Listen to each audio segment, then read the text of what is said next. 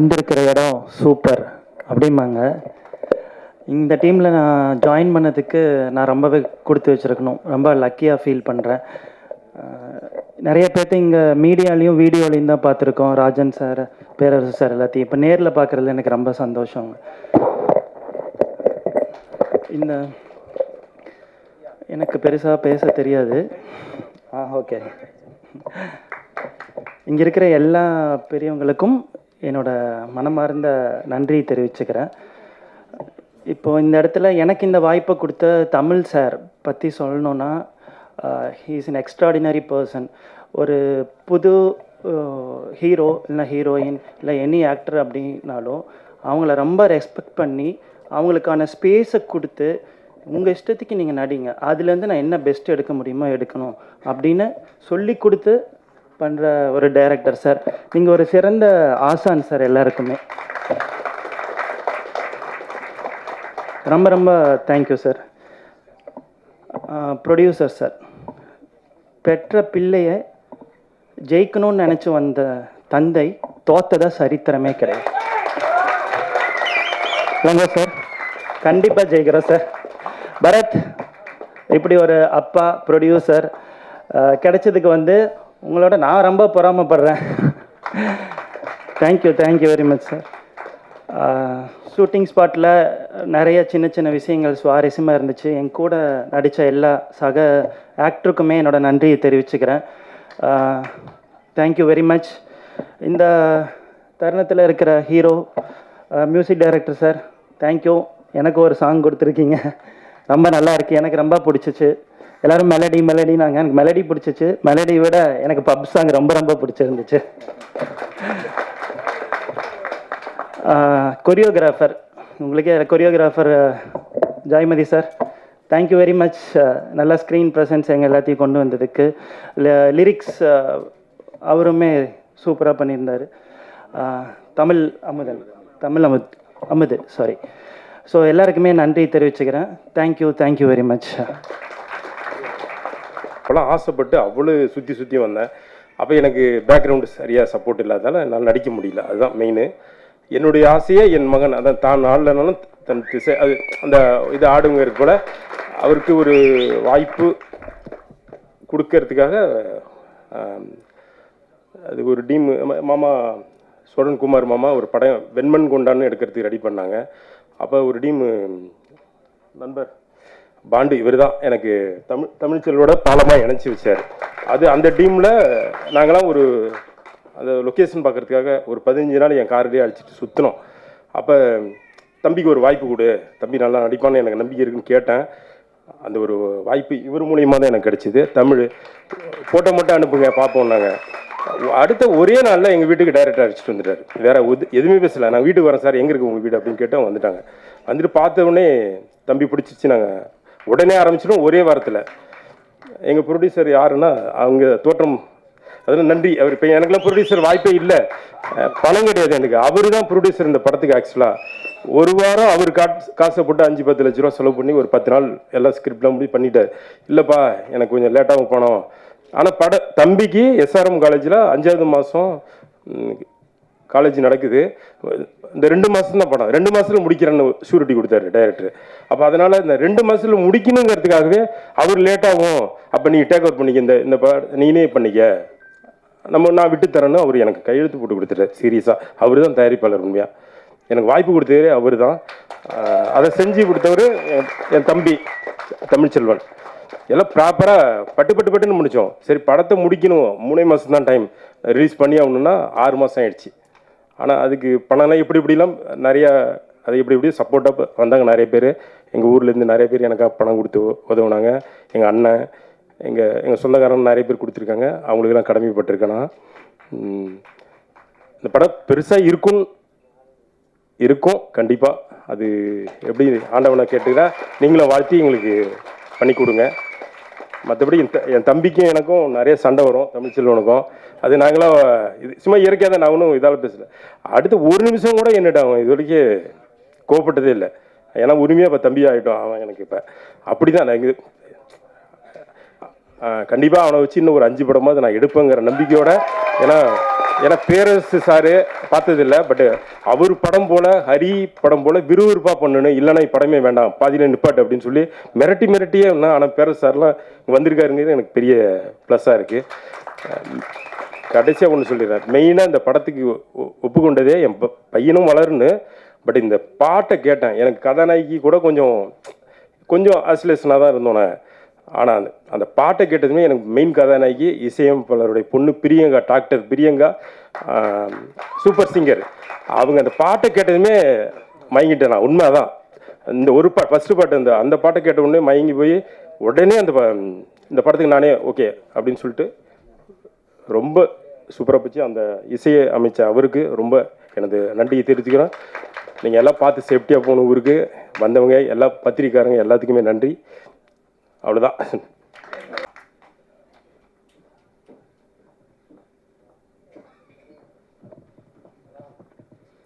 எல்லாத்துக்கும் ஒரு இனிமையான மாலை வணக்கம்.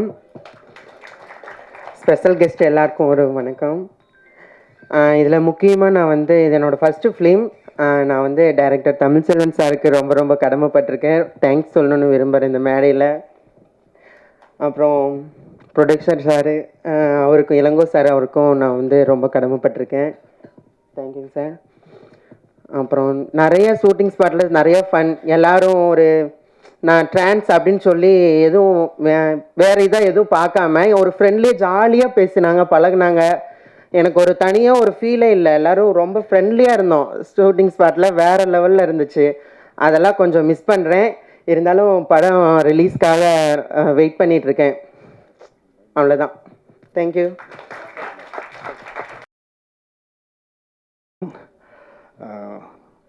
வந்திருக்கும் அனைவருக்கும் வணக்கம். இந்த படம் கண்டிப்பாக வெற்றி அடையணும் சொல்லி முடிச்சுக்கிறேன். நன்றி. Thank you. Good evening to all. First முதல்ல நான் தேங்க் பண்ண வேண்டியது director Tamilselvan sir and producer Ilangovan sir. Plus அதுவும் இல்லாமல் என் கூட டே அண்ட் நைட்டாக ஒர்க் பண்ண சூர்யா அண்டு திருமலை ஆகட்டும், அவங்களுக்கு ரொம்ப தேங்க்ஸ் பண்ணுறேன். இதில் நான் முக்கியமான ஒரு விஷயம் சொல்லி ஆகணும். ஃபர்ஸ்ட் டைம் நான் பரத்தை மீட் பண்ணச்ச யாரா இது பால்டப்பா மூஞ்சி இவரா ஹீரோன்ற மாதிரி எனக்கு தோணுச்சு. பட் அதே இது டேரக்டர்கிட்ட சொல்லும் போது என்னப்பா உனக்கு ஏதாவது டவுட் அப்படின்னு, இல்லை சார் ஒன்றும் இல்லைன்னு சொல்லிட்டு ஃபர்ஸ்ட் டே நான் ஃபர்ஸ்ட் ஷாட் அவருக்கு வைக்கும்போது இந்த படத்தோட கண்டென்ட் மாதிரியே don't judge a book by its cover அப்படின்ற மாதிரி என் எக்ஸ்பெக்டேஷனை உடைச்சி அவ்வளோ அழகாக அற்புதமாக நடிச்சிருந்தாருன்றத சொல்றதை தாண்டி அந்த கேரக்டராகவே படம் ஃபுல்லாக வாழ்ந்தாரு. அப்படி ஒரு அழகான கேரக்டரா அந்த அளவுக்கு படம் ஃபுல்லாகவே எனக்கு விஷுவலுக்கு ஒவ்வொன்றும் நான் எதிர்பார்க்கறத விட பெட்டர். இன்னும் கொஞ்ச நேரம் அவர் பண்ணியிருக்க மாட்டாரா, இன்னும் கொஞ்சம் ரியாக்ஷன்ஸ் கொடுத்துருக்க மாட்டாரா அப்படின்ற அளவுக்கு அவர் பர்ஃபார்மன்ஸ் பண்ணிட்டு இருந்தாரு. சரி, இதெல்லாம் போக இவருக்கு டஃப் கொடுக்க வரண்டா ஒரு வில்லன் அப்படின்னு சொல்லிட்டு விஜய் ஐயப்பன் சார் அவரோட ஒவ்வொரு மிரட்டல் காட்சிகளுமே எனக்கு எப்படி சொல்றதுன்னு தெரியல. ஆடியன்ஸ் நீங்க தேர்ல பாக்குறப்ப தெரியும் எந்த அளவுக்கு அவரோட வெறித்தனம் இருந்துச்சு. ஏன்னா கேமரா ஆட்டோமேட்டிக்கா ஜர்க் ஆச்சு. அவர் ஒவ்வொரு டைமும் அவ்வளோ மிரட்டி அவ்வளோ அழகா பண்ணாரு. அண்ட் தென் வேற என்ன சொல்றது, ஹாப்பி. எல்லாரும் ஒரு கை தட்டுங்க. நான் பேசி முடிச்சதுக்கப்புறம் தட்டிங்களோ தட்ட மாட்டீங்களோ தெரியல, சத்தமே வரல. பின்னால் ஒருத்தர்லாம் தட்டவே இல்லை. நம்ம தட்டினா தெரியவா போகுது அப்படின்னு ஜாலியாக இருக்காங்க. அடுத்து பரத், பால் டப்பாவா என்னப்பா நீ சொல்லிட்ட. தோற்றம் படத்தில் தோற்றம் ஆடியோ ஃபங்க்ஷனுக்கு வந்தோமா ஒரு பொண்ணு பார்க்க வந்தோம்னா தெரில, மாப்பிள்ளை மாதிரி இருக்காப்புல. வெளியில் போனோம்னா இப்போயே ஒரு ஃபோட்டோ எடுத்துக்கங்க, கண்டிப்பாக அடுத்த வாய்ப்பு கிடைக்காது. இப்போயே கால் ஷீட் கொடுத்துருங்கப்பா. அப்புறம் இங்கே மேடையில் உட்காந்துருக்க பெரியவங்க அனைவருக்கும் நன்றி தெரிவிச்சுக்கிறேன். அப்புறம் என்னோட நண்பர் தமிழ்செல்வனை பற்றி ஒரு சில வார்த்தைகள். உங்களுக்கெல்லாம் கோபமே வராதா அப்படின்னு திட்டுவாங்கள்ல, அதுக்கு எடுத்துக்காட்டு என் நண்பன் தமிழ்செல்வன். சுத்தமாக வராது, கோபமே வராது. நான் நிறையா டைம் பார்த்தேன், நானே திட்டுவேன் அப்படின்னு சிரிச்சுக்கிட்டே, ரஜினி மாதிரி சிரிச்சுக்கிட்டே இருப்பார். அவருக்கு தேங்க்ஸ். இந்த படம் நல்லபடியாக வரணும். இல்லை தேட்டரில் போய் பாருங்கள், சப்போர்ட் பண்ணுங்கள். கண்டிப்பாக இதில் பர்த்திவரன் சித்தப்பா அவர்களோட தம்பியாக நடிச்சிருக்கேன். பரத்துக்கு சித்தப்பாவும் நடிச்சிருக்கேன். இங்கே மேடையில் இருக்க இசையை நல்ல தம்பி ஐயாவை பற்றி சொல்லணும். அருமையாக பண்ணியிருக்காரு. அவங்க பொண்ணு பிரியங்கா சூப்பராக பாடியிருக்காங்க. நம்மலாம் மைக்கை பிடிச்சி பாடினா குறைன்னு கேட்குது. ஆனால் அந்த பொண்ணு பாடினா அவ்வளோ அருமையாக இருக்குது, ஸ்வீட்டாக இருக்குது. ஐயா ரொம்ப நன்றிங்க அவங்கள பாட வச்சதுக்கு. அப்புறம் வில்லன் ஐயப்பன் அவர்கள் பற்றி சொல்லணும். சூப்பராக நடிச்சிருக்காரு, சூப்பராக பண்ணியிருக்காரு. அண்ட் கேமராமேன் அவர் ஒரு இடத்துல ஜர்க் ஆச்சுன்னாரு, அவரால் தூக்க முடியல அந்த கேமராவை, அதனால தான் அவருக்கு ஜர்க் ஆச்சு போல இருக்குது. அப்புறம் ஃபைட் மாஸ்டர் எல்லாருக்கும் எல்லாமே சூப்பராக பண்ணியிருக்காங்க. தேங்க்யூ ஆல், தேங்க்யூ, நன்றி, வணக்கம். அன்போடு அழைக்கிறோம். அனைவருக்கும் வணக்கம். இந்த மேடைக்கு எனக்கும் சுத்தமாக சம்மந்தமே கிடையாது. ஏன்னா நாங்கள் ரயில் வயர் இன்டர்நெட் என்ற பிஸ்னஸ் பண்ணிகிட்ருக்க ஒரு பிஸ்னஸ் ஹெட். எல்லா மேடையிலையும் பேசியிருக்கேன், எல்லா மாவட்டத்துலையும் எங்களோட பிஸ்னஸை பற்றி தான் பேசியிருக்கேன். முதல்ல இளங்கோ சாருக்கு நான் 2-3 விஷயத்தில் நன்றி தெரிவிச்சுக்கணும். ஏன்னா முதல் எங்கள் ஆஃபீஸுக்கு அவர் நான் இந்த தொழில் செய்யணும்னு எங்ககிட்ட நின்னப்போ நாங்கள் கொஞ்சம் ரொம்ப சங்கடப்பட்டு தான் கொடுத்தோம். ஆனால் அதில் ஒரு மிகப்பெரிய வெற்றி பெற்றார். அதுக்கப்புறம் எனக்கு ஒரு இக்கட்டான சூழ்நிலை அவர்கிட்ட போய் நின்னேன், மிகப்பெரிய உதவி செஞ்சு கொடுத்தாரு. அதுக்கு ரொம்ப நன்றி சார். அதே மாதிரி எந்த அப்பாவும் இன்னைக்கு இருக்கிற காலகட்டத்துக்கு செய்யாத ஒரு விஷயத்த நம்ம இளங்கோ சார் செஞ்சிருக்காரு. அது என்னன்னா, எல்லாருமே அவங்கவுங்க பிள்ளைங்களை ஒரு டாக்டர், ஒரு ஐஏஎஸ், ஒரு இன்ஜினியர் ஆக்கணும் தான் நினைப்பாங்களே காண்டி ஒரு ஹீரோ ஆக்கணும்னு கண்டிப்பாக நினைக்க மாட்டாங்க. அந்த விஷயத்துல ரொம்ப கிரேட் சார். உங்க பையனை நீங்க ஹீரோ ஆக்கி இருக்கிறதுக்கு பரத், உங்களுக்கு ரொம்ப ஒரு நல்ல அப்பா கிடைச்சிருக்காரு. அடுத்து ஒரே ஒரு சின்ன விஷயம்தான். பழைய பழமொழி சொல்லுவாங்க, கல்யாணத்தை பண்ணிப்பார் வீட்டை கட்டிப்பாருன்னு. அதை பண்ணா என்ன அர்த்தம்னா கடங்காரம் ஆவாங்க, ஆனா ஒரு நிம்மதி இருக்கும் அந்த வீட்லயோ இல்ல கல்யாணம் ஆன பிறகு கொஞ்ச நாள்ல. அதுல ஒரு விஷயத்த சேர்த்துருக்கலாம், படத்தை எடுத்து பாருன்னு. கண்டிப்பா அது ஒரு ரொம்ப கஷ்டமான விஷயம், ஆனா அதுல வெற்றி பெறுவாங்க. கண்டிப்பா நீங்களும் வெற்றி பெறணும் சார். உங்க பையனும் மேலும் மேலும் நிறைய படம் பண்ணணும், என்னோட வாழ்த்துக்கள். இது வரைக்கும் நான் படங்களை நிறைய அந்த அளவுக்கு பார்க்க மாட்டேன். என்னோட ரொம்ப பிடிச்ச என்னோட தலைவர் சூப்பர் ஸ்டாரோட படம் மட்டும்தான் ஃபர்ஸ்ட் நாள் பார்ப்பேன். அதுக்கப்புறம் விரும்பின சின்ன சின்ன படங்களை தியேட்டர்ல போய் பார்ப்பேன். இப்போ பரத்தோட படத்தை முதல் நாள் பார்க்கணும்னு ஆசைப்படுறேன். கங்க்ராச்சுலேஷன்ஸ், மேலும் மேலும் நீங்க மேல வரணும்னு வாழ்த்துக்கள். நன்றி. தேங்க்யூ. வந்திருக்கும் அனைத்து சிறப்பு விருந்தினர் மற்றும் வந்திருக்கும் அனைத்து பத்திரிகை நண்பர்கள், இந்த என்னுடைய அழைப்பை ஏற்று எல்லா அங்கந்த ஊர்லேருந்து வந்திருக்கும் அனைத்து நண்பர்களுக்கும் என்னுடைய மாலை வணக்கத்தை தெரிவித்துக்கிறேன். எல்லாருக்கும் ஒரு ஆசை இருக்கும், நம்ம இந்த மாதிரி ஒரு இயக்குனர் ஆகணும்னு. ஸோ அந்த மாதிரி ஒரு நம்ம பேரரசு சார் மாதிரி ஒரு நல்ல ஒரு இயக்குனர் ஆகணும்னு எனக்கு ஒரு ரொம்ப நாள் கனவு. அண்ணா சாருடைய ஆக்ஷன்லாம் பார்த்து நான் நிறைய ரோல் மாடல் நிறைய கற்றுருக்கேன். ஸோ அது மாதிரி நான் ஒரு நல்ல இயக்குனராக வரணும்னு என்னுடைய ரொம்ப நாள் கனவு கண்டிப்பாக நடக்கும். அதே மாதிரி நான் வேலை செஞ்ச என்னுடைய இயக்குநர்கள் ரவிச்சந்திரன் சார், அப்புறம் பத்மராஜ் சார், ஸோ என்னை வாழ்த்து வந்திருக்கும் என்னுடைய நண்பர் டென்னிஸ். நானும் டென்னிஸும் எப்பயுமே நிறைய நண்பர்கள். ஸோ தோற்றம் படம் ஆரம்பிக்கிறதுக்கு முன்னாடி கதையை டிஸ்கஸ் பண்ணுறதுல ஆரம்பித்தோம். அதுக்கப்புறம் இந்த மாதிரி பண்ணால் நல்லாயிருக்கும்னு சொல்லி ஒரு பெரிய ஒரு நல்ல ஸ்கிரிப்டை உருவாக்கியிருக்கோம். இந்த படம் ரொம்ப நல்லா வந்திருக்கு. ஸோ இந்த படத்துடைய ட்ரெய்லரும் சாங்கும் நீங்கள் கேட்டிருக்கீங்க. எப்படி வந்திருக்குன்னு ஒரு நல்ல ஒரு கரவசத்தோடு சொன்னீங்கன்னா தேங்க்யூ. ரெண்டாவது விஷயம் என்னென்னா, அரியலூர் எனக்கு அந்த மண்ணில் காலை வைக்கும் போதே எனக்கு ஒரு வீரம் கிடச்சிது.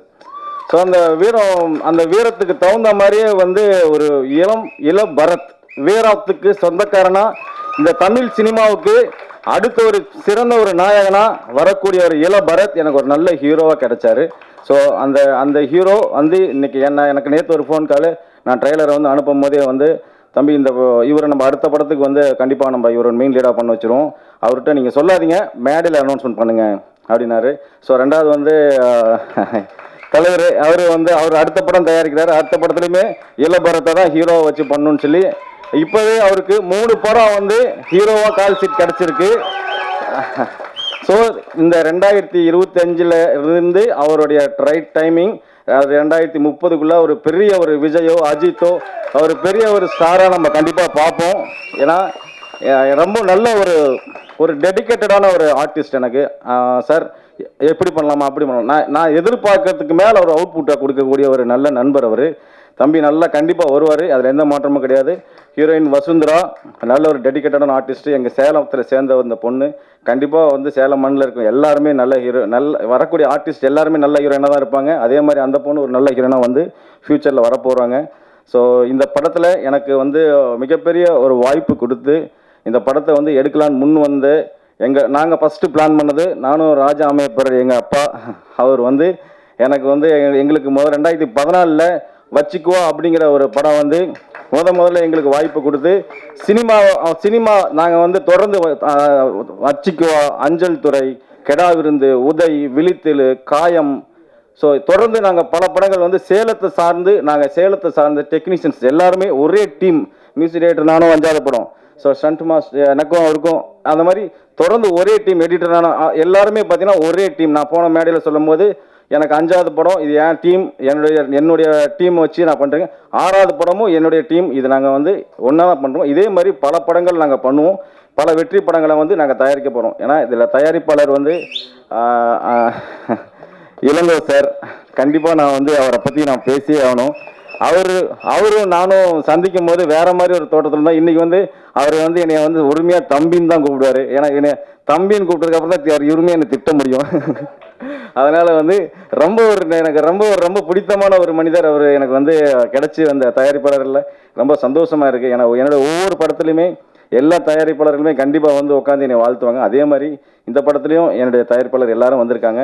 என்னோட டெக்னீஷியன்ஸ் எல்லாரும் வந்து என்னை வாழ்த்துனாங்க. அதே மாதிரி அந்த நண்பர் தீபக்கு, நான் அவரும் சைல்ட்ஹுட் ஃப்ரெண்ட்ஸு. சினிமா நாங்கள் ஆரம்பத்தில் ஆரம்பித்தோம். இன்றைக்கி நாங்கள் ஒன்றா படம் பண்ணிகிட்டு இருக்கோம். அடுத்து வந்து அவர் ஒரு தயாரிப்பாளராக வந்து ஒரு படம் பண்ண போகிறாரு. என்கிட்ட சொன்னார், மச்சான் நீ தான் பண்ண போகிற, அந்த படம் நீ தான்டா எனக்கு பண்ண போகிறேன்ட்டு. அதுக்கான முயற்சிகள் நாங்கள் நிறைய எஃபர்ட்ஸ் போட்டு ஒர்க் அவுட் பண்ணிகிட்டு இருக்கோம். இந்த தோற்றம் மிகப்பெரிய பரத்துக்கும் சரி, இந்த படத்துக்கும் சரி, இதில் வேலை செஞ்ச எல்லா டெக்னீஷியன்ஸுக்கும் மிகப்பெரிய ஒரு மாற்றமாக இருக்கும்.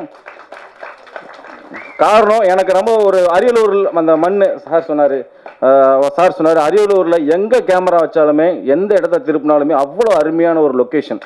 அடுத்து நம்ம படம் பண்ணணும் அப்படின்னு அடுத்து படம் பண்ணணும் டைரக்டர்ஸ் நினைக்கக்கூடிய லொக்கேஷன்ஸ் வந்து அங்கே பயங்கர பிரம்மாண்டமாக இருக்கும். எங்கே திருப்பினாலும் பார்த்தா முந்திரி தோப்பு, இந்த பக்கம் திருப்பினா ஒரு அழகான ஒரு பலா, ஸோ எல்லா பக்கமும் ஒரு க்ரீனிஷாக அவ்வளோ அழகான ஒரு நல்ல லொக்கேஷன் கிடச்சிது எனக்கு.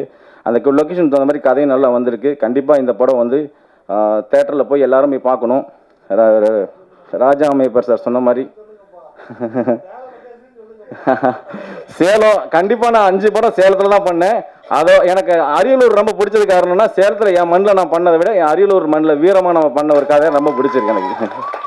ரொம்ப பெருமையான விஷயமா இருக்குது. அதே மாதிரி ராஜா அமைப்பர் ஐயா எங்கள் அப்பா சொன்ன மாதிரி எங்களுக்கு நாங்கள் கஷ்டப்பட்டு ஒரு தயாரிப்பாளர் ஒரு படத்தை எடுத்து எவ்வளோ கஷ்டப்பட்டு நாங்கள் திறக்கி கொண்டு வந்து நாங்கள் முயற்சி பண்ணுறோம். நாங்கள் ஒரு 100 தேட்டர் நாங்கள் ரிலீஸ் பண்ணணும்னு நினச்சி நாங்கள் வந்து எவ்வளோ கஷ்டப்பட்டு 100 தேட்டர் ரிலீஸ் பண்ணணும்னு நாங்கள் தேட்டருக்கு போகிறோம். கடைசி நேரத்தில் எங்களுக்கு தேட்டர்ஸ் கடைசியாக கிடைக்க மாட்டேன்றது.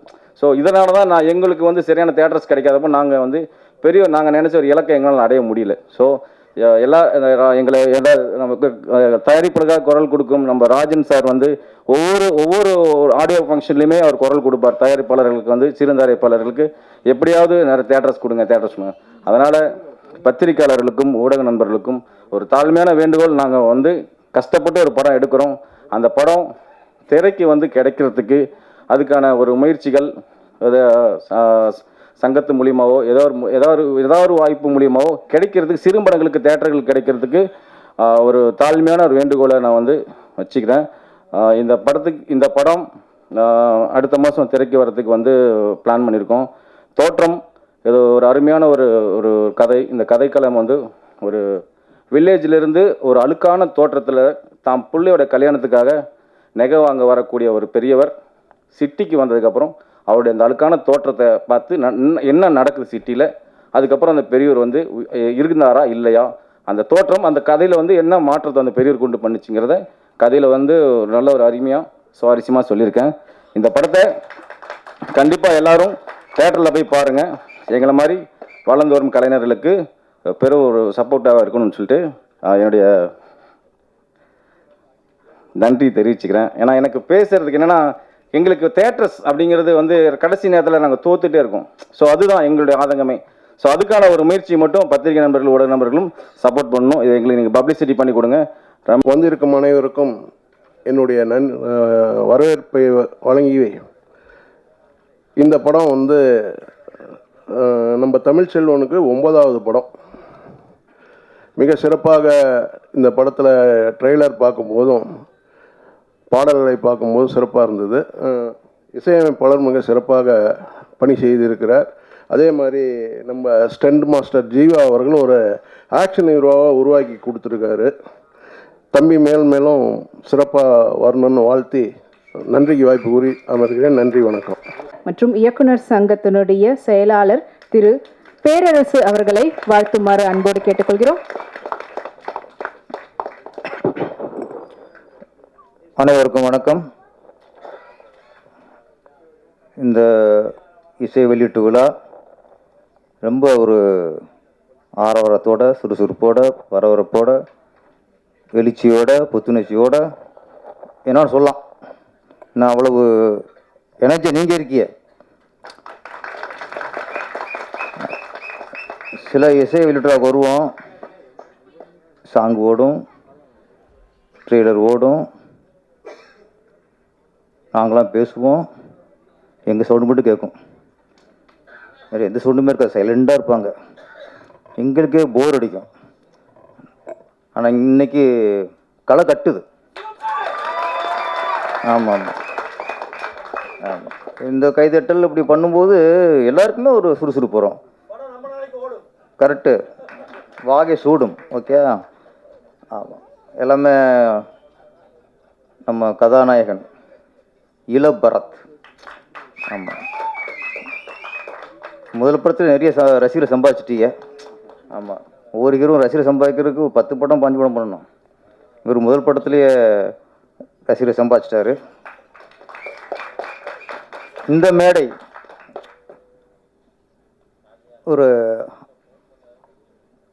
ஒரு பாசமான மேடை, அன்பான மேடை. ஏன்னா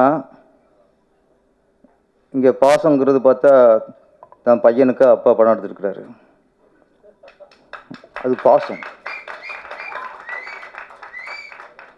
அன்பு, நிறைய அன்புள்ளங்கள் அவங்க வாழ்த்து வந்திருக்காங்க. அன்பும் பாசமும் இருந்தாலே வெற்றி தான். முதல்ல இந்த படத்தை வாழ்த்தி சென்ற ராஜன் சார்,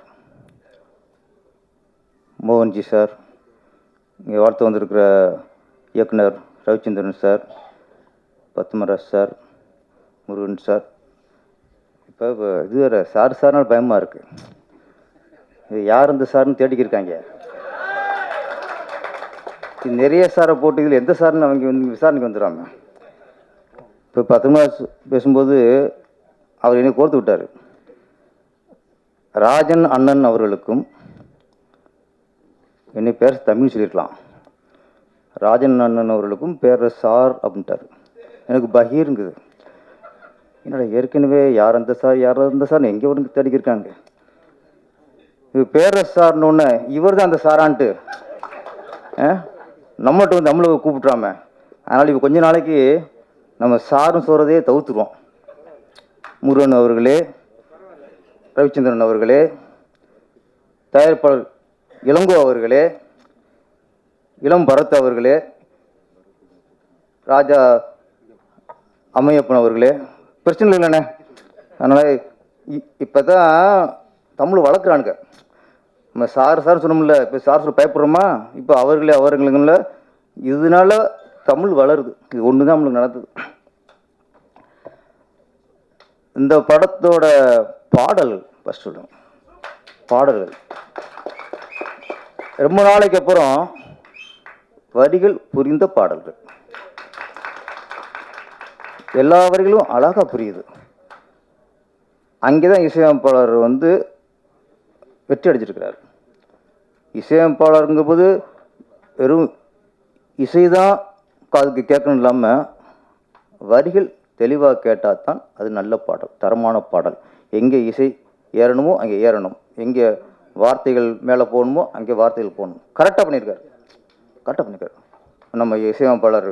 நல்ல தம்பினாலே நல்ல இசை தான் கொடுத்துருக்காரு. பேருக்கு ஏற்ற மாதிரி பேரையும் காப்பாற்றிருக்காரு, இசையும் காப்பாற்றிருக்கிறாரு.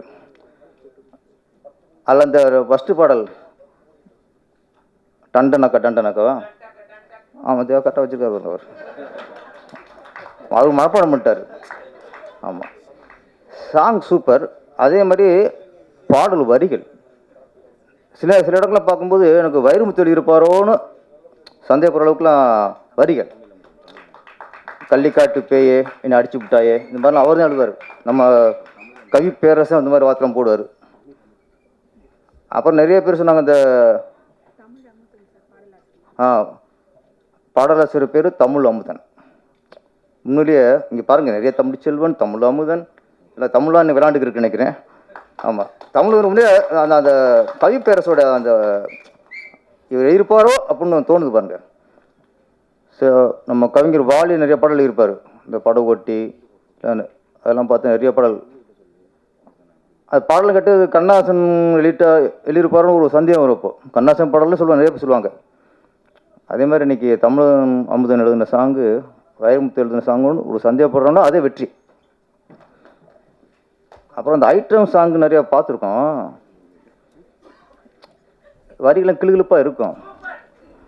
இதில் வரிகள் கிளுகிழுப்பாக இல்லை, ஆடுறவங்க தான் கிளுகிழுப்பாக இருந்தாங்க.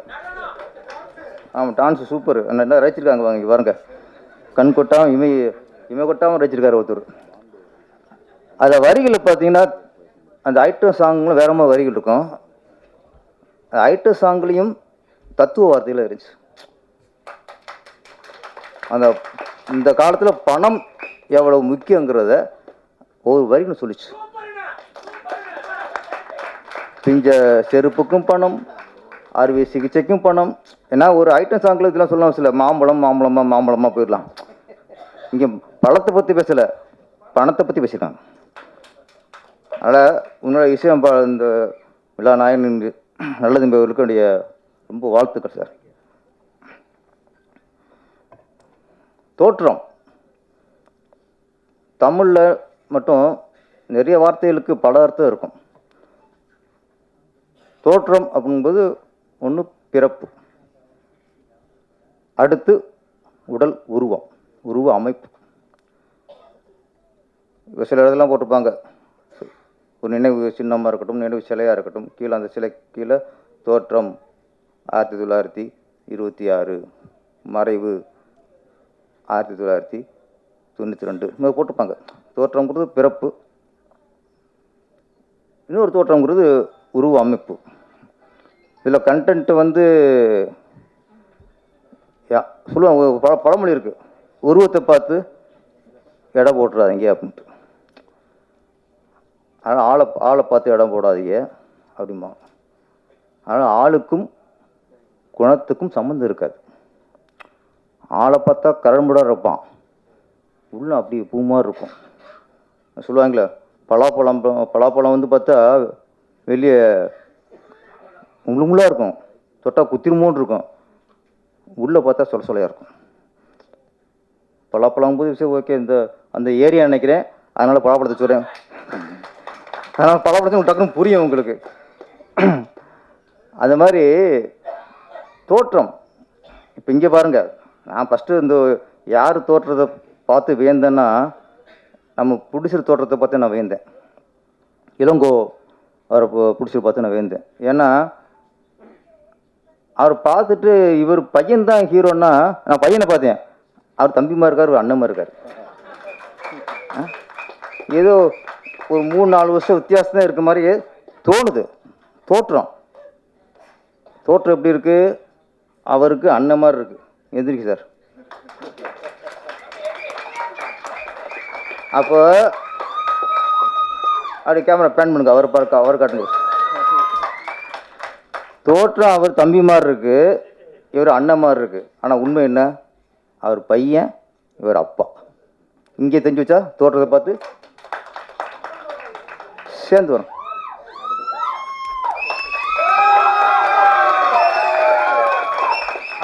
இதுவே பெரிய உதாரணம்.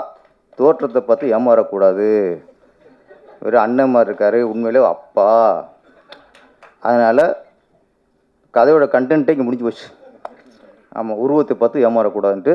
சார், நீங்கள் அடுத்த படத்தில் கதாநாயகன் நடிச்சுங்க சார்.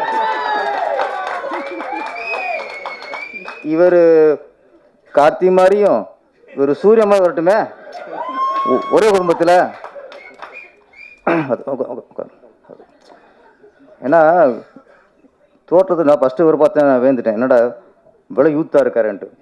இப்போ சொல்கிறேன், இப்போது நீங்கள் பட வாய்ப்புக்காக டிஆர்ட்ட போங்க, பாக்கியராஜ்கிட்ட போங்க, இப்போதைக்கு நீங்கள் வந்து மணிரத்னத்தை போங்க, சங்கர்கிட்ட போங்க, லோகேஷ் கனகராஜ்கிட்ட போங்க, வாய்ப்பு கிடைக்கும்.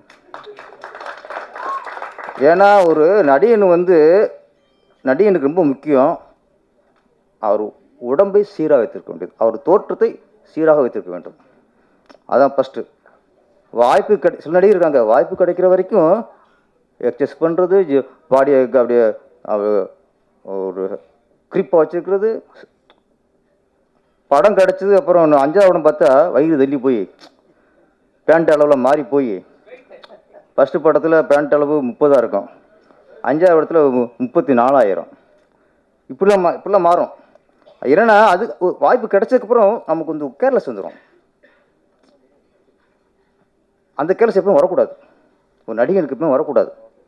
இப்போ பெண்கள் பார்த்தீங்கன்னா அந்த இப்போ கல்யாணம் இருக்கு முன்னாடி பொண்ணு வாக்க வருவாங்கள்ல, அது வரைக்கும் கரெக்டாக வச்சுருப்பாங்க.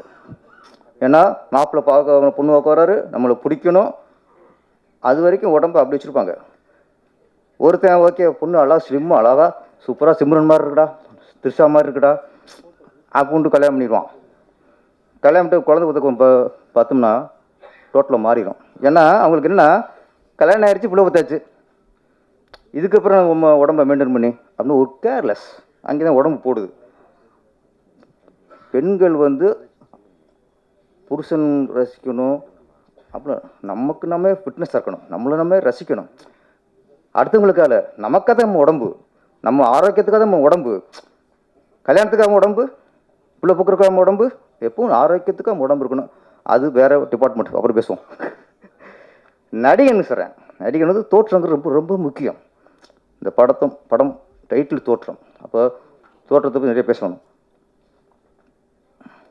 ஆரம்பத்தில். ஏன்னா தோற்றத்தை பார்த்து இடப்படக்கூடாதுங்கிறக்காக நிறைய உதாரணங்கள் சினிமாவில் இருக்குது. எம்ஜிஆர் காலம், எம்ஜிஆர், சிவாஜி கணேசன், அப்போல்லாம் ஹீரோ நடிக்கிறவங்களுக்குலாம் ஒரு இலக்கணம் வேணும், சிவப்பாக இருக்கணும், சுகுமுடியாக இருக்கணும். ஒரு காலத்தில் தியாகராஜ போகிற காலத்தில் எப்படின்னா அவங்களே பாடணும். அப்போது எம்ஜிஆர் சிவாஜி வந்ததுக்கப்புறம் ஓகே பாடுறது டிஎம் சௌந்தரராஜனா இருக்கலாம், நம்ம வாய்ஸா போதும், ஆனால் தோற்றம் அப்படி இருக்கணும். கமல்ஹாசன் வந்தார், உங்களுக்கு சிவகுமார், எல்லாம் அழகு அழகு அழகு, சிவப்பு சிவப்பு சிவப்பு, எல்லாம் ஒருத்தங்க ஒரு ஆள் கருப்பு வராருங்க, கருப்பு வந்தார், பரட்டத்தில் சிலுப்புறாரு, இப்படிங்கிறாரு, யார் எந்த அளவுங்க, கண்ணுங்கரையன் இருக்காப்புல, கண்ணு திருண்டு இருக்கு அப்படின்னா யார், அந்த ஆள் தான். அந்த தோற்றத்தை பார்த்து இவரெல்லாம் ஹீரோவா, இவங்களாம் ஹீரோ நடிக்க வந்துட்டாங்களான்னு கிண்டல் பண்ண அந்த ஆள் தான், அவர் தான் இன்றைக்கி சூப்பர் ஸ்டார். அங்கே உருவத்தை பார்த்து இடம் போட்டாங்க, அடிச்சு வந்துட்டார். அதுக்கப்புறம் பாக்கியராஜ் படத்தில் அசிஸ்டண்டாக ஒர்க் பண்ணவர் கே பாக்கியராஜ் சார். புதிய வாரப்படும் படம், பாரதிராஜா சார் படம், ஹீரோ தேடுறாங்க. நான் அவர் ஒரு வாத்தியார் கேரக்டருக்கு ஹீரோ தேடுறாரு. அவருக்கு அப்போ அந்த கேரக்டருக்கு பெரிய ஹீரோ சிவகுமாரோ கமல்ஹாசனோ அதெல்லாம் அவருக்கு செட் ஆகலை. யதார்த்தமாக இருக்கணும். திடீர்னு பார்த்தா பாக்கியராஜை பார்த்துக்காரு, இவன் கரெக்டாக இருப்பானே, இவா சட்டையை போடு கண்ணாடி போடு பண்ணார், இவர் தான் ஹீரோன்ட்டார். அன்னைக்கு எல்லாரும் எதிர்த்து வச்சுருக்காங்க, என்ன இவரை போய் ஹீரோ போடுறிய அப்படின்ட்டு. பாரதிராஜாருக்கு அவருக்கு கான்ஃபிடென்ட். அன்னைக்கு உருவத்தை பார்த்து எல்லாருமே எதிர்ப்பு வச்ச அந்த உருவம்தான் பின்னாடி இன்னைக்கு திரைக்கதை மன்னன். டார்லிங் முந்தானை முடிச்சு, தூள நின்று போச்சு, எத்தனை வெற்றி படங்கள். தோற்றம் மாறும்போது தோற்றத்தை பார்த்து நம்ம தப்பாக இடப்பட்டோம். அன்னைக்கு பெரிய ஆளாயிட்டார். அதே காலகட்டம் ஒருத்தர் கதை, திரைக்கதை, வசனம், இசை, பாடல்கள் ஓகே, குள்ளம்மா, முடி, தாடி, டண்டனக்கா நம்ம ஆளு டி ராஜேந்தர் தலைவர். அவர் நடிக்கும்போது இதே கிண்டல், என்னையா மூஞ்சியில் கண்ணு மட்டும் தெரியுது, மூம்பூட தாடியாக இருக்கு, இவர் ஹீரோவானாங்க. அவர் படம்தான் முதல்ல 1 கோடி பிஸ்னஸ் ஆச்சு. ரஜினி கமல் படத்தோட பிஸ்னஸ் ஆச்சு. அவர் ஆட்டி படைச்சார் அப்படியே. மயிலணி காதலி, இந்தங்கே கல்யாணி, எத்தனை படங்கள். உருவத்தை பார்த்து எடை போடக்கூடாது. அதுக்கப்புறம் கஸ்தூர்ராஜா டைரக்டர், சொந்த படம், உள்ளே ஒருத்தர் போகிறார். ஆமாம், துள்ளுவத இளமை, ஹீரோ தனுஷ். எல்லாரும் பார்த்து என்ன அவன் ஊதுவத்தி மாதிரி இருக்கான், உடம்புல உனக்கு சதை இருக்கா இல்லையா, இல்லை எலும்பு தானே இருக்கே அப்படின்னு கிண்டல் பண்ணாங்க. இன்னைக்கு தமிழ் திரையுலகில் தவிர்க்க முடியாத ஹீரோவில், டாப்பில் இருக்கிற ஹீரோவில் அவரும் ஒருத்தர், தனுஷ். ஹீரோக்கா அதுக்கு எஸ்ஏசி சார், இயக்குனர் எஸ்ஏசி சார். நாளே தீர்ப்பு, தன் மகனை ஹீரோ ஆக்குறாரு. அந்த படத்தை பார்த்துட்டு இங்கேயாவது மக்கள் சொன்னாங்க, பத்திரிக்கையே சொல்லிச்சப்போ அவர் பேச கிண்டல் பண்ணி ஒரு கேவலமாக சொன்னாங்க. என்ன நசிஞ்சு போன 5 வயசு மூஞ்சி மாதிரி இருக்குது இப்படிலாம் சொன்னாங்க. அவர் தான் இளைய தளபதியாகி இன்னைக்கு தலைவராயிட்டார். இதுலேருந்து என்ன தெரியுது அப்படின்னா, யார் உருவத்தை பார்த்து நம்ம எடை போடக்கூடாது. அவனுக்குள்ள பவர் எப்போ வெளியே வருமோ வெளியே வரும், அவனுக்கு திறமை எப்போ வருமோ இப்போ வெளியே வரும். தோற்றத்திற்கும் திறமைக்கும் சம்மந்தமே இல்லை. அது மாதிரி திரையுலகில் நிறைய நடிகளாக இருக்கட்டும், இயக்குநர்களாக இருக்கட்டும், தோற்றத்தை பார்த்துமே எடை போட்டக்கூடாது. அது இந்த படம் நம்ம தமிழ் செல்வன், அந்த கண்டென்ட்டு புதுசாக, எனக்கு நிறைய கதைகள் புதுசாக லவ் ஸ்டோரியாக இருக்கும், எல்லாம் இருக்கும். ஆனால் அந்த தோற்றத்தை பார்த்து எடை போட கண்டென்ட் எனக்கு ஃபஸ்ட் டைம் எனக்கு புதுசாக படுது. ஏன்னா இப்போ நிறைய வருது. இப்போ நம்ம என்ன கஞ்சா கடத்துறது இந்த மாதிரி நிறைய கதையில் பார்த்துக்கிட்டு இருக்கோம். இது கொஞ்சம் வித்தியாசமாக இருக்குது. இளங்கோ அவர்கள் ப்ரொடியூஸ் பண்ணாலும் நம்ம ராஜா அம்மையப்பன் வந்து ஹெல்ப் பண்ணியிருக்கிறாரு. நிறைய ஆதங்கத்தை நிறையா வெளிப்படுத்தினாங்க. இப்போ நிறைய வர சின்ன ப்ரொடியூசர்கள்லாம் அவங்க வெளிப்படுத்துகிற ஆதங்கம் வந்து தேட்ரு கிடைக்க மாட்டேங்குதுங்கிறான். சீக்கிரம் அதுக்கு முன்னால் ஒரு விடிவு காலம் வரணும். வரும். ஏன்னா சின்ன படங்கள் தான் சிறிய டெக்னீஷியன்களையும் சிறிய நடிகர்களுக்கும் வாய்ப்பு கொடுக்குது, அவங்களுக்கு ஒரு வாழ்வாரத்தை கொடுக்குது. பெரிய படங்கள்லாம் நம்பர் 1 மினிஸ்டர், நம்பர் 1 கவிஞர், நம்பர் 1 கேமராமேன், நம்பர் 1 எடிட்ரு, ஏற்கனவே கொடுக்குன்னு சம்பாதிச்சவங்களுக்கு அது வேலை வைப்பாங்க. ஆனால் ராஜா அம்மையப்பன் மாதிரி, நம்ம இளங்கோ அவர்கள் மாதிரி சிறிய பிடிச்சி படம் பண்ணும்போது அங்கே தான் சிறிய இசையமைப்பாளர், சிறிய பாடலாசிரியர், சிறிய காஸ்டியூமர், சிறிய மேக்கப் மேன், சிறிய கேமராமேன், சின்ன நடிகர்கள், இவங்களுக்கெல்லாம் பல கால வேலை இல்லாமல் இருக்கும். அப்போ இந்த மாதிரி சின்ன தயாரிப்பாளர் தான் திரையுலகில் சின்னஞ்சிறிய டெக்னீஷியன்லையும் நடிகர்களையும் காப்பாற்றுறது நீங்கள் தான் சார், நீங்கள் தான். அப்போ திரையுலகில் சின்ன டெக்னீஷியன்லாம் காப்பாற்றுற உங்களை யார் காப்பாற்றுறது? சிறிய பிடிச்சல யார் காப்பாற்றுறது? அதுக்கு ஒரு விடிவு காலம் வரணும். எல்லாம் சொன்னாங்க, சங்கங்கள்லாம் முயற்சி பண்ணுங்கிட்டு. சீக்கிரம் வரும் சார், சீக்கிரம் விடிவு காலம் வரும். சின்ன படங்கள் இப்போது சொன்னாங்க, ரப்பர் பந்து ஜெயிச்சது, சின்ன படம் ஜெயிச்சது, இந்த படம் ஜெயிக்கும். இன்னும் ஒரு 4 சின்ன படங்கள் ஜெயிக்கும்போது அப்போ தேட்டருக்காரங்களுக்கு பயம் வரும். ஏன்னா பெரிய படங்கள்லாம் போட்டு லாஸ் ஆகி போச்சு, சின்ன படங்கள் தானே வெற்றி அடைஞ்சு வசூலை கொடுக்குது. அப்போ ஒரு சின்ன படம் வரும்போது இது ஜெயிச்சிருமோ, இந்த படம் ஜெயிச்சிருமோ, இந்த சின்ன படம் ஜெயிச்சிருமோ அப்படின்னு சின்ன படம் ஜெயிச்சிருமோன்னு அவங்களுக்கு ஒரு நம்பிக்கையும் பயம் வரும். அது வரணும்னா சிறிய படங்கள் ஜெயிக்கணும். வருஷத்தில் 4 சின்ன படம் ஜெயிக்கட்டும், அடுத்த வருஷம் எல்லா சின்ன படம் தேட்டருக்காரங்க வாங்குவாங்க. ஏன்னா தேட்டருக்காரங்க அவங்க என்னன்னா அவங்களுக்கும் சின்ன படங்களை ரிலீஸ் பண்ணி ஆளே வரலைங்கிற குற்றச்சாட்டு வைக்கிறாங்க. அவங்க சைடில் ஒரு நியாயம் இருக்குது, அவங்களுக்கு பயம் இருக்குது. நம்ம தேட்டர் கொடுத்துறோம், 10-15 வராங்க, 20 பேர் வராங்க, அப்படி பயம் இருக்குது. அந்த பயத்தை போக்கணும்னா நம்ம அவங்கள குறைச்சிட்டு இருக்கக்கூடாது. சிறிய படங்கள் ஜெயிக்கணும். சிறிய படம் நல்ல கதையை பண்ணி நல்ல ஒரு ஸ்க்ரீனில் பண்ணி தரமாக கொடுத்தீங்கன்னா கண்டிப்பாக மக்கள் வரவேற்பார்கள். அதுக்கு இந்த வருஷமே நிறைய படங்கள் உதாரணம். அந்த உதாரணத்தில் இந்த தோற்றமும் ஒன்று.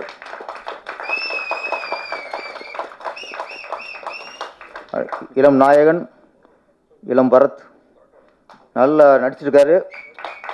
எந்த எந்த இடத்துலையுமே அவர் ஒரு புதுமுகம் மாதிரி தெரில. ஏற்கனவே நடித்த அனுபவம் நடிக்கிற மாதிரி நடிச்சிருக்காரு. அதுக்கு காரணம் இங்கே அப்பாட்ட உள்ள ஏக்கம், அப்பா இங்கே உள்ள ஏக்கம், இங்கே உள்ள இது அங்கே வீரியமாக வெளியே வந்துருச்சு. அவர் நடிக்கும்போது அவருக்குள்ள ஈர்ப்பை விட அப்பா நினச்சிப்பார், என் பையன் பெரிய ஹீரோ ஆகணும், என் பையன் நல்லா நடிக்கணும், என் பையன் படம் பெருசாக வரணும் அப்படின்னு அந்த நினைப்போடையே ஒவ்வொரு நாளும் நினச்சிப்பார். அந்த நினைப்பு தான் சார் பாசிட்டிவ் தாட். அது அங்கே பாஞ்சிருச்சு. முதல் சாங்கில் பார்த்தா நானும் பார்த்தேன். அந்த தோற்றம் சொன்னாங்க, தோற்றம் அவர் பார்த்தா நம்ம வீட்டு பையன் மாதிரியே இருக்கார். ஓகே, கதாநாயகி வசந்தரா பார்த்தா அத்தை வீட்டு பொண்ணு மாதிரியே இருக்குது. தோற்றம் இவர் நம்ம வீட்டு பையன் மாதிரியே தோற்றமாக இருக்காரு. அது நம்ம அத்தை பொண்ணு மாதிரியே அது ஒரு தோற்றம். என்ன ஒரு ஃபேஸ் வந்து முதல்ல இந்த கதைக்கு ஏற்ற மாதிரி ஒரு ஃபேஸு கதாநாயகனுக்கு அமைஞ்சிருச்சு, கதாநாயகிக்கு அமைஞ்சிருச்சு.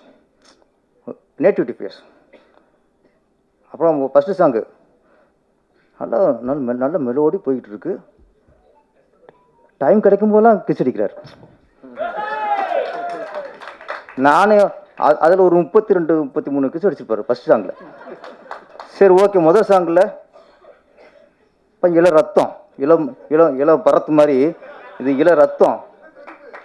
அது டிரான்ஸ்ஃபார்மர் சொன்னாரா இல்லை இவரே அடித்தாராங்கிறது நான் டிரான்ஸ்ஃபார்மர்ஸில் விசாரிச்சுக்கிறேன். அவர் பார்த்தா மூஞ்சி நல்ல மூஞ்சியாக இருக்குது, சொல்லியிருக்க மாட்டார். ஓகே, நீங்கள் சொன்னீங்களா? கரெக்டு. அப்பா எதிர்பார்த்துக்க மாட்டார். இப்போ அவர் இளங்க பார்க்கும்போது ஷாக்காக இருக்குங்க, நம்ம பையனா பூந்து விளையாடுறான், வீட்டில் அவ்வளோ சாதுவாக இருக்கானே, ஏன்னா பூந்து விளையாடுறான்னு நினச்சிருப்பாரு. சரி ஃபஸ்ட்டு சாங்கில் 33 கிருஷ்ணா இதோட முடிச்சு நினச்சேன். அடுத்து 3ஆம் சாங் ஒன்று, அதுலேயும் அது திரும்ப அப்படிங்கிறாரு. ஓ என்னையா பூந்து விளையாடுறாங்க, என்னைய ஒருத்த வரைக்கும் கமலஹாசன் கூட கிஸ் அடிச்சது இல்லைங்க. அவர் படத்தில் என்ன பார்த்தா 10 கிஸ்க்கு அடிக்க மாட்டார். நீ என்னவே முடியலையேண்ணா, அடிச்சிட்டே இருக்காப்புல. அதில் அடுத்த படம் நீங்கள் எது ஸ்பாட்டில் இருக்கணும். சாங் எடுக்கும்போது இளங்கா சார் அப்படியே டைரக்டர் இருக்காரோ இல்லையோ, நீங்கள் பாட்டே இருங்க. அப்போ தான் அந்த படம் ஏ படம் இல்லாமல் யூ படமாக வரும். சார் அப்பனே காரணத்துக்கு, ஏன்னா அவருக்கு என்ன பண்ணுறாரு, அங்கே பையனை பார்க்கல, ஹீரோ பார்த்து இந்த படம் எப்படியே வெட்டி அடைஞ்சிடும், அப்போ நிறைய கிசடி, அப்போ தான் யூத்தை கவர் பண்ண முடியும். மாஸ்டர் நீங்கள் என்ன சரியாக தெரியாது, நீங்கள் டான்ஸ் மூவ்மெண்ட் சரி இருக்கோ இல்லையோ கிஸ் அடிக்க விட்டுருங்க. என்ன வரைக்கும் படத்தில் 100 கிஸ் அடித்தா தான் இந்த படத்துக்கு யூத் வருவாங்க அப்படின்னு யூத்தை கவர் பண்ணுறதுக்காக அப்பாவோட அனுமதியோட நான் ஏக்கம் நினச்சது பெரிய ஹீரோவாக ஏக்கம் நினச்சேன். ஆனால் முத்தம் கொடுக்குறது ஏக்கமாக இருக்கேன். ஆமாம் ஆமாம் ஓகே. அடுத்த படத்தில் இவரையும் ஹீரோ போட்டு அவரையும் ஹீரோ போட்டு இவருக்கு ஒரு ஹீரோயினி அவருக்கு ஒரு ஹீரோயின் போட்டு யார் அதிகம் முத்தம் கொடுக்குறது, அப்போனா மகனா?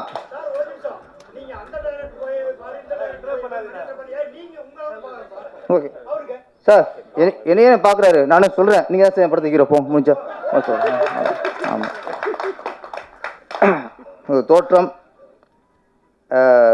ஏற்கனவே சொன்னார். ஃபஸ்ட்டு தோற்றம் ஒரு திரையுலகுக்கு ஒரு மாற்றம், உங்கள் எல்லாருக்குமே இது ஒரு ஏற்றமாக உருவாகி மிகப்பெரிய வெற்றி அடைந்து எல்லாருக்கும் நல்ல பேரையும் புகழையும் கொடுக்க வாழ்த்துக்கிறேன். அனைவருக்கும் இனிய பொங்கல் நல்வாழ்த்துக்கள். வணக்கம், நன்றி.